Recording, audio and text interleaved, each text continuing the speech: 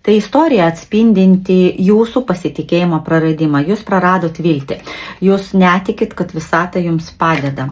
Jūs praradot netgi savo moteriškumą. Jūs suprantat, kad jūs savo moteriškumą praradot šiuose santykiuose. O ir va, liūdėsis. Jūs suprantat, kad meilė buvo tas, kaip pasakyti jums, laimė, džiaugsmas jūsų rankose, bet jos nėra dabar šiai dienai ir jūs tą puikiai jau supratote ir suprantate.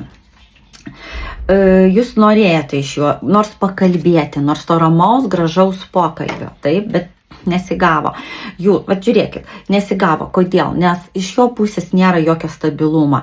Jis arba jaučiasi nestabiliai, kažkaip bėga nuo jūsų, slepiasi, arba aplamai nežino, ką jums pasakyti, kaip reaguoti į jūsų tos prašymus, norus, pokalbius ir taip toliau. Jam norėtųsi kažkaip, kad būtų kitaip, bet va taip, kaip jis nori. Kaip geriausia jums pasielgti, ką daryti. Rašykit man asmeninę žinutę ir mes pažiūrėsim per taro kortų prizmę. O šiaip spauskit follow, čia viskas jums ir apie jūs.